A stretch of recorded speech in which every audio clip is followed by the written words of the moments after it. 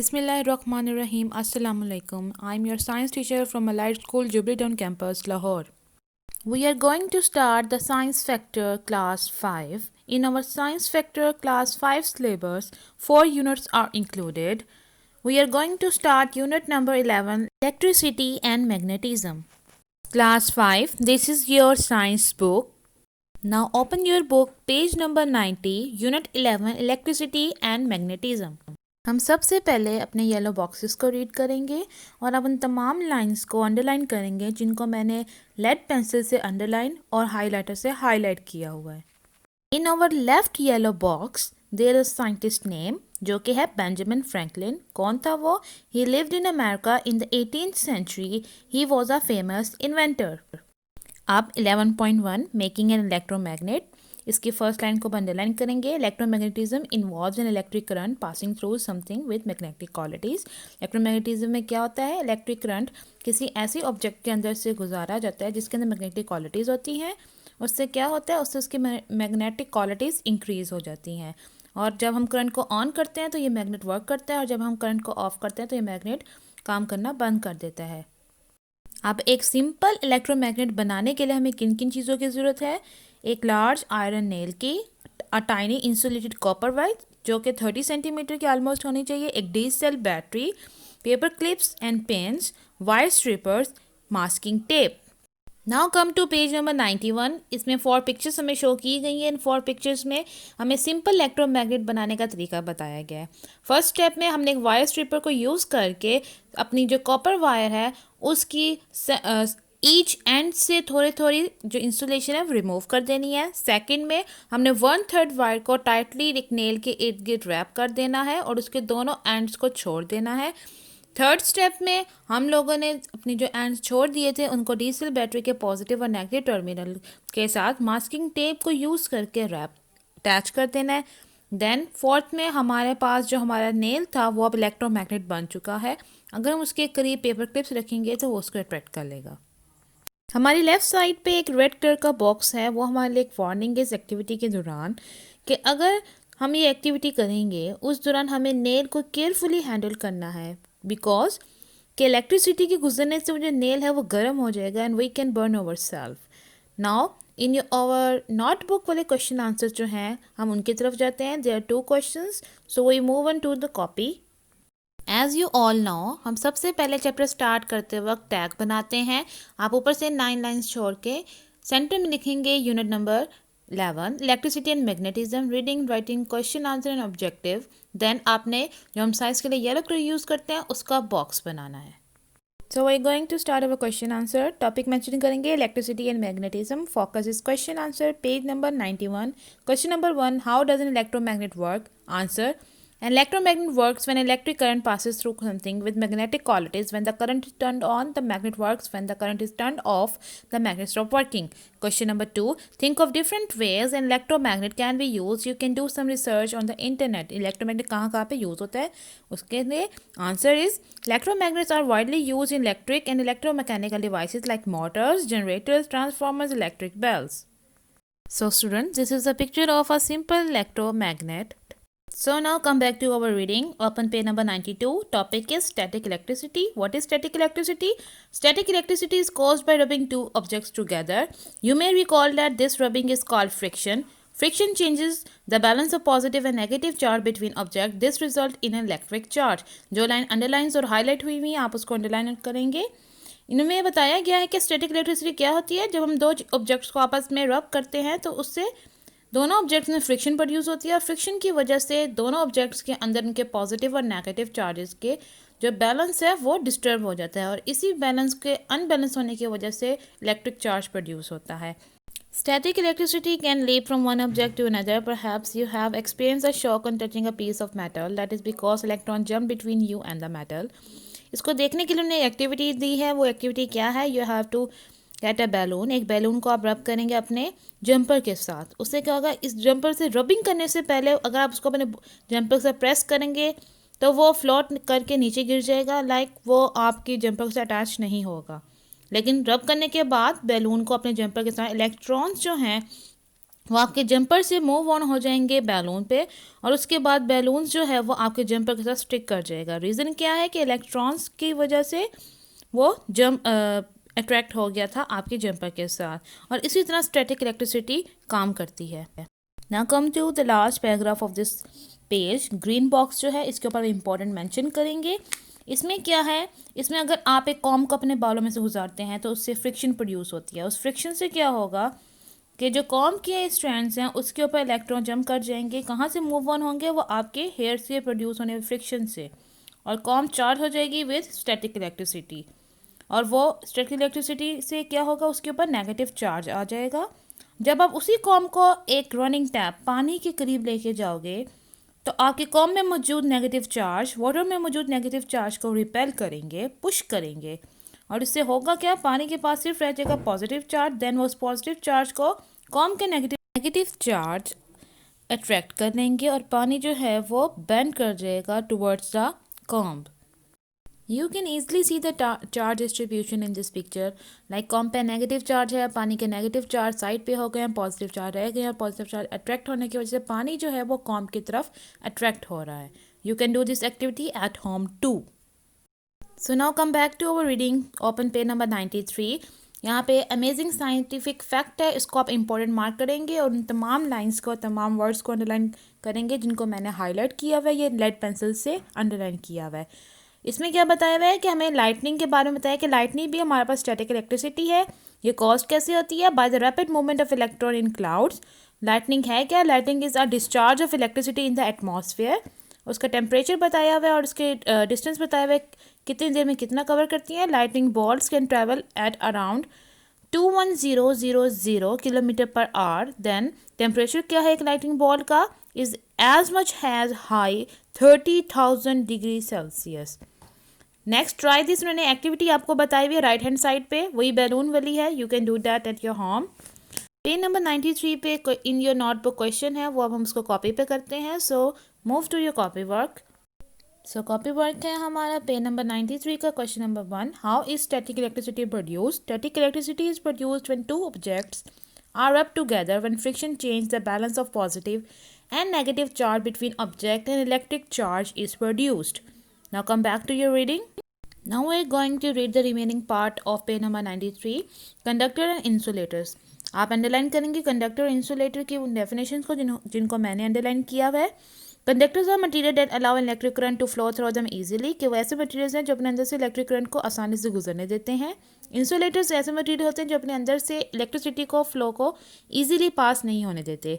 अब ये एक एक्टिविटी है जो हमें बताएंगे कि कंडक्टर इंसुलेटर कैसे अपने से इलेक्ट्रिसिटी को पास होने देते हैं या नहीं होने देते। इसके लिए आपको चाहिए 3 connecting wires with clip on the end, 1.5 volt की battery cell, 2.5 volt lightning bulb, और लॉट्स ऑफ डिफरेंट मटेरियल जिसमें plastic, wood, cloth, glass, rubber और डिफरेंट मटेरियल शामिल हो सकते हैं। Open page 94। इसमें वो एक्टिविटी उन्होंने थॉरली बताई हुई है कि क्या करना है। What you will do in our step 1, attach one end of a wire to a negative end of the battery cell. Like first आपने क्या करना है, अपने एक वायर को बैटरी के नेगेटिव टर्मिनल के साथ जोड़ना है और उसके दूसरे एंड को आपने बल्ब के साथ जोड़ना है। सेकंड में हम लोगों ने क्या करना है, हमने एक और वायर लेनी है, उसको बल्ब के साथ अटैच करना है। देन हमने अब ऐसी किसी भी चीज़ के अपने कंडक्टर के साथ उसको अटैच कर देना है। थर्ड स्टेप में हमने क्या करना है, थर्ड वायर लेनी है बैटरी के पॉजिटिव टर्मिनल के साथ और उस कंडक्टर के कोई भी चीज़, कंडक्टर है या इंसुलेटर है, उसके साथ हमने अटैच कर लेना है। ये हमारे स्टेप्स में 4 स्टेप्स में बताया गया है। अब लिखा हुआ है हमारे लेफ्ट हैंड साइड पे, what you will see, blue box में क्या देखेंगे, the light will glow if the material is a good conductor. अगर मटीरियल जो हमने अटैच किया है वो एक अच्छा कंडक्टर होगा तो हमारा बल्ब जो है वो ग्लो करेगा, और अगर वो एक इंसुलेटर होगा तो बल्ब जो है वो ग्लो नहीं करेगा। अब हमारे राइट हैंड साइड में डिड यू नो का बॉक्स बना डिड यू नो में हमें एक इम्पॉर्टेंट फैक्ट बताया गया है कि बेंजामिन फ्रैंकलिन ने एक इन्वेंशन जो है उसका एक इम्पॉर्टेंट वर्ड लाइटनिंग रॉड है। लाइटनिंग रॉड हमारे बिल्डिंग्स को लाइटनिंग के इवेंट से बचाता है। ये जब लाइटनिंग स्ट्राइक करती है तो इसके अंदर एक अर्थ वायर जो है उसको ग्राउंड कर देती है लाइटनिंग को, और हमारी बिल्डिंग्स जो सेफ रहती हैं। Then come to our next topic 11.4, how electricity get to our homes. Electricity हमारे घर में कैसे पहुंचती है। फर्स्ट डेफिनेशन को आप अंडरलाइन करेंगे. Current electricity is electricity that is created in one place and run along a conductor to be use somewhere else. Current electricity कैसी इलेक्ट्रिसिटी है जो कहीं और पर बनती है, उसके बाद कंडक्टर के ज़रिए उसको एक जगह से दूसरी जगह पर ट्रांसफ़र किया जाता है. इलेक्ट्रिसिटी हमारे घरों तक, स्कूल्स तक, वर्क प्लेस तक, फैक्ट्रीज तक, ऑफिस तक लेके आने के लिए कितने स्टेजेस से होकर गुजरती है? वो स्टेजेस 3 हैं. इनको आप अंडरलाइन करेंगे. Generation, transmission and distribution. Now come to your page number 95. ये कुछ इलेक्ट्रिसिटी के कंडक्टर और इंसुलेटर हैं. लाइक एल्यूमिनियम, आयरन, ब्रास हमारे पास गुड कंडक्टर्स इलेक्ट्रिसिटी है. और इंसुलेटर में हमारे पास वुड, वूल और प्लास्टिक आ सकता है. Now continue our reading. Topic is generation. Generation is the stage in which electricity is produced in a power plant. It is produced by burning non-renewable resources like coal, gas and oil, or by using renewable resources such as wind, water और solar power. Power plant के अंदर electricity को produce किया जाता है by using हमारे coal, gas और oil जो कि non-renewable resources हैं, या फिर renewable resources जैसे कि wind, water या solar power.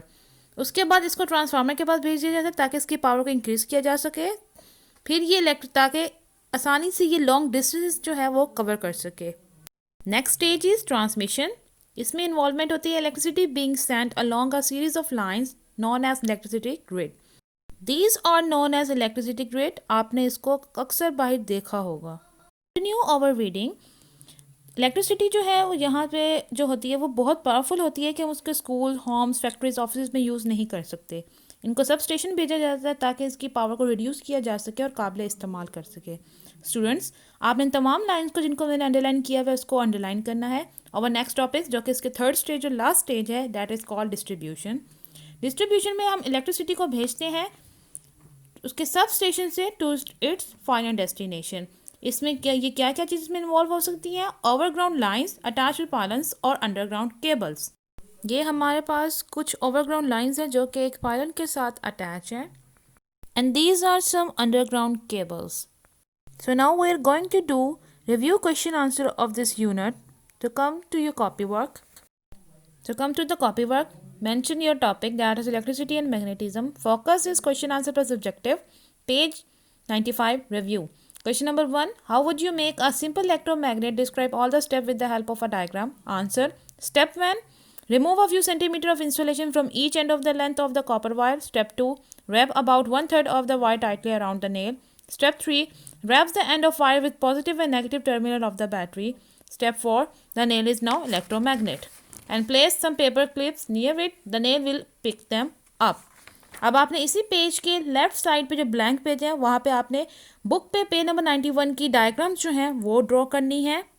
ये जो येलो बॉक्स पेज नंबर 91 पे मैंने आपको करके दिया है, आपने ये 4 पिक्स अपने कॉपी के ब्लैंक पेज पे ड्रॉ करने हैं. पेज को 4 पार्ट में डिवाइड करके 4 पिक्चर्स वहाँ पे ड्रॉ करनी है.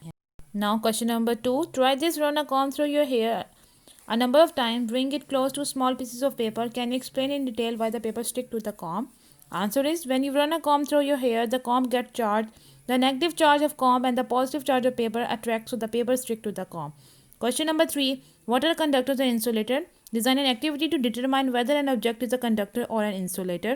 Answer is, conductor की definition पर लिखेंगे. Conductors are materials that allow an electric current to flow through them easily. Insulators are materials not allow electricity current to flow through them easily. Activity क्या है? वही जो हमने बुक पे की थी. Take 3 wires. Step 1. Attach one end of a wire to the battery and other to the bulb. Step 2. Attach one end of another wire to the bulb. Step 3. Attach one end of the last wire to the battery. Step 4. Join different materials to the unattached wires ends. Result क्या होगा? Light will glow if material is a conductor. Light will not glow if material is an insulator. 2 results होंगे हमारे पास. इसी के blank page पे आपने page number 94 की diagram draw करनी है.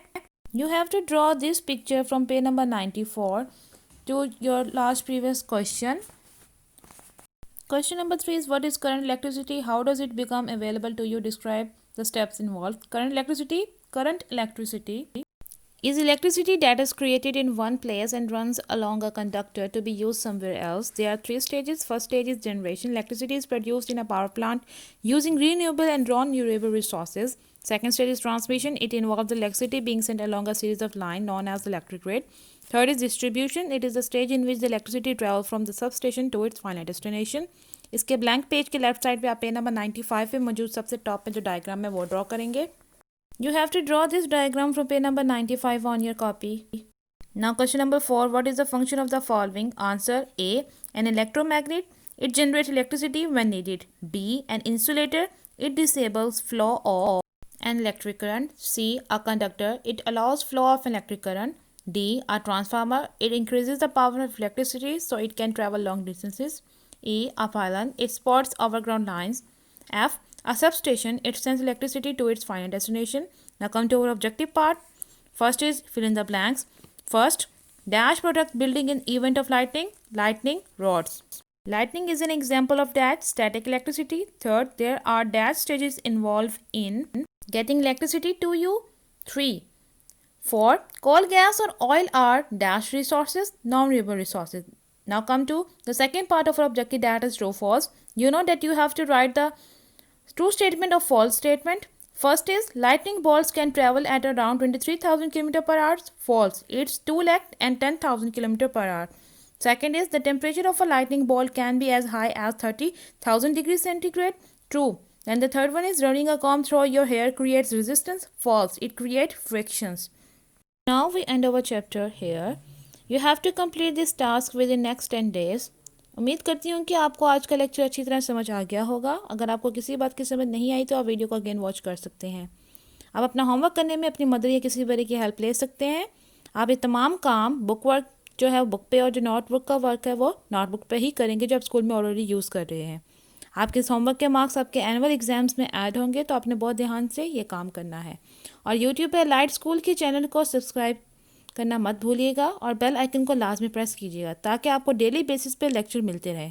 तो take care of yourself, stay home, stay safe. अल्लाह हाफिज़ from light school jubilee town campus Lahore.